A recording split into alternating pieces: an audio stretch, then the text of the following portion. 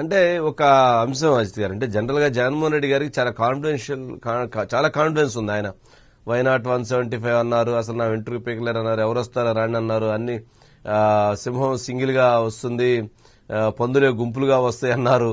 ఇలాంటివి అనేకమైనటువంటి కామెంట్ చేశారు. కానీ ఇప్పుడు ఆయనలో ఏర్పడినటువంటి ఒక నైరాశ్యానికి, లేకపోతే ఆయనలో ఏర్పడినటువంటి ఒక ఆందోళనకి, ఆయనలో కనపడుతున్నటువంటి ఒక భయానికి కారణం తెలుగుదేశం జనసేన కలవటం ఒక కారణం అయితే, మరొక కారణం షర్మిల అయి ఉండొచ్చా? షర్మిల భయము జగన్మోహన్ రెడ్డి గారిని వెంటాడుతుందా? అంటే తను చేస్తున్నటువంటి కామెంట్స్ కూడా చాలా డైరెక్ట్ గా అటాక్ చేస్తుంది. ఎక్కడా కూడా తను జగనన్న అంటూ లాగి లెంపకాయ కొడుతూ ఉంది. ఒక రకంగా కృష్ణపట్నం పోర్టు 600 కోట్ల కోసం మీరు దాన్ని, మీ స్వార్థం కోసం మీరు దాన్ని తాకట్టు పెట్టేశారంటుంది. రెండో అంశం, అట్లాగే అసలు కాంగ్రెస్ పార్టీ వైఎస్ కుటుంబాన్ని చీల్చుతుంది అని అంటున్నారు. అసలు వైఎస్ కుటుంబాన్ని చీల్చింది మీరు కదా జగనన్న అని అడుగుతుంది. అసలు వైఎస్ కుటుంబాన్ని చీల్చటంలో, వైఎస్ విజయలక్ష్మిని చీల్చటంలో, లేక వైఎస్ రాజశేఖర్ రెడ్డి భార్యని చీల్చటంలో మీరు కదా, మీ పాత్ర కదా, మీరు కదా కారణం అని చెప్పని డైరెక్ట్ గా వైఎస్ విజయలక్ష్మి గారిని ఈరోజు తీసుకొచ్చేసింది. ఎక్కడికి? డైరెక్ట్ గా రాజకీయ కథన రంగంలో సరే తీసుకొచ్చింది. ఇప్పుడు మరి వైఎస్ విజయలక్ష్మి గారు మరి ఏం చెప్పాలి? వచ్చి లేదు షర్మిల చెప్పింది కరెక్ట్ కాదని చెప్పాలా, లేక జగన్మోహన్ రెడ్డి గారు చెప్పినట్లుగా జగన్మోహన్ రెడ్డి గారు చెప్పింది కాంగ్రెస్ పార్టీ మా కుటుంబాన్ని చీల్స్తుందని చెప్పాలా? ఏది చెప్పాలా అజిత్ గారు? మరి ఇప్పుడు విజయలక్ష్మి గారి కోర్టులో మరింత ప్రశ్నలు వస్తూ ఉంటాయి. ఇప్పుడు ఆమె ఏం మాట్లాడాలి? వచ్చి మా కుమారుడు చెప్పినట్టుగా కాంగ్రెస్ పార్టీ మా కుటుంబాన్ని చీల్చిందని చెప్పాలా, లేక మా కుటుంబం చేరటానికి కుమారుడు జగనే కారణం అని చెప్పని షర్మిల చెప్పినట్టు చెప్పాలా? ఏం చెప్పాలంటారు? ఎలా చెప్పాలంటారు? ఎలా చెప్పాలనే దానికంటే కూడా ఈరోజు జరిగిన పులివెందల్లో జరిగిన ఒక విషయం ఆమె సమాధానం చెప్పకనే చెప్పింది అనేది మనం భావించవచ్చు వంశీ గారు.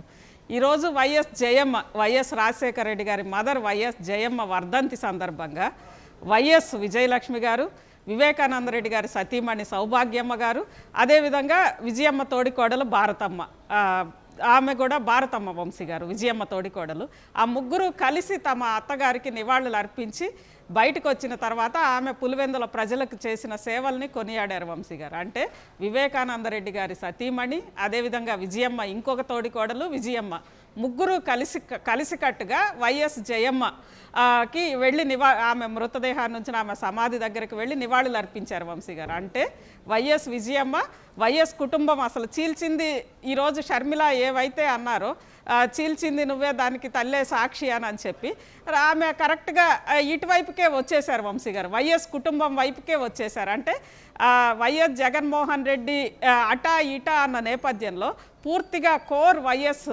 రాజశేఖర్ రెడ్డి ఫ్యామిలీ కలిసే ఉంది అనే ఒక మెసేజ్ అయితే వైఎస్ విజయమ్మ ఇవ్వడానికి ట్రై చేశారంటే వైఎస్ వివేక సతీమణి అండ్ వైఎస్ విజయమ్మ ఇద్దరు కలిసి వెళ్ళడము, వారితో పాటు వైఎస్ భారతమ్మ ముగ్గురు కూడా కలిసి వెళ్ళారు వంశీ గారు. వైఎస్ భారతమ్మ అంటే వైఎస్ విజయమ్మ తోడికోడలు, ముగ్గురు తోడికోడళ్ళు కూడా అక్కడ కలిసి వెళ్ళారు. అంటే ముగ్గురు వైఎస్ సోదరుల భార్యలు, వైఎస్ సోదరుల భార్యలు ముగ్గురు కూడా అక్కడ కలిసి వెళ్ళారు అని అంటే ఖచ్చితంగా ఇటు వైఎస్ జగన్మోహన్ రెడ్డి చుట్టూ ఎవరున్నారని అనేది కూడా మనకు తెలుసు. అంటే ఈరోజు షర్మిల చెప్పిన దాన్ని బలపరుస్తూ వైఎస్ విజయమ్మ అక్కడికి వెళ్ళిందంటేనే దానికి సమాధానం దాదాపు చెప్పకనే చెప్పినట్లు వంశీ గారు. అదేవిధంగా ఈరోజు షర్మిల అన్న మాటలు దాదాపు ఆలోచనలు లేవనెత్తాయి వంశీ గారు. అయితే దానికి ముందుగా అసలు వైఎస్ జగన్మోహన్ రెడ్డి గారు టీడీపీ జనసేన పొత్తుకి రావడం అనేది ఫస్ట్ నుంచి కూడా వాళ్ళు కలవకుండా ఉండడానికి, లేదంటే రకరకాలుగా అటు పవన్ కళ్యాణ్ సామాజిక వర్గానికి సంబంధించిన నాయకుల్ని రెచ్చగొట్టడం, ఇలా రకరకాలు చేసినప్పటికీ అటు ఒకటి చంద్రబాబు అండ్ పవన్ కలిసి రావడం ఒకటి, రెండవ అదే కూటమిలోకి బీజేపీ కూడా చేరనుంది అనే ఒక ఒక వార్తల నేపథ్యం ఒకటి, రెండో వైపు చెల్లి చాలా ఫాస్ట్గా విసురుతోన్న బాణ శర పరంపర అనాలి వంశీ గారు. ఆ రెండిటికంటే కూడా మించి ఇక్కడ తెలంగాణ ఎన్నికల తర్వాత ఆంధ్రప్రదేశ్లో ప్రజల్లోనే వస్తున్న అసహనం, అంటే గ్రూప్గా మనం ఇంతకుముందు అనుకున్నాం వంశీ గారు, అంటే అటు రైతులు కానీ, ఇటు నిరుద్యోగులు కానీ, ఉద్యోగులు కానీ, ప్రజల తీర్పు పట్ల వైఎస్ జగన్మోహన్ రెడ్డి గారు ఎక్కువ ఆందోళన పడుతున్నారేమో అనేది కనిపిస్తోంది వంశీ గారు. అదేవిధంగా ముఖ్యంగా ఇక్కడ ఈవెన్ రాజ్దీప్ సర్దేశాయ్ ఇంటర్వ్యూలో ఒక మాట అన్నారు వంశీ గారు, అది చాలా కీలకమైన ఒక అంశం.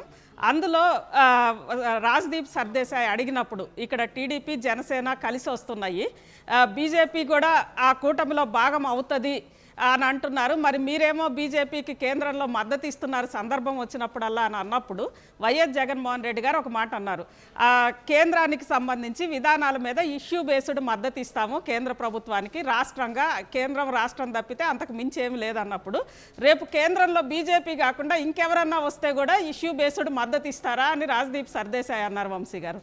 అప్పుడు వెంటనే వైఎస్ జగన్మోహన్ రెడ్డి గారు దీన్ని మనం మళ్ళీ చూద్దాం, అంటే ఇప్పుడు కాదు దీనికి సంగతి మళ్ళీ చెప్తాం, అంటే నిజంగానే కేంద్ర రాష్ట్రం మాత్రమే సంబంధాలు అని అన్నప్పుడు కేంద్రంలో ఎవరు వచ్చినా మేము రాష్ట్ర ప్రయోజనాలు ముఖ్యం, రాష్ట్రం కోసం ఖచ్చితంగా ఇలాంటి సంబంధాలే ఉంటాయి అని చెప్పాలి వంశీ గారు.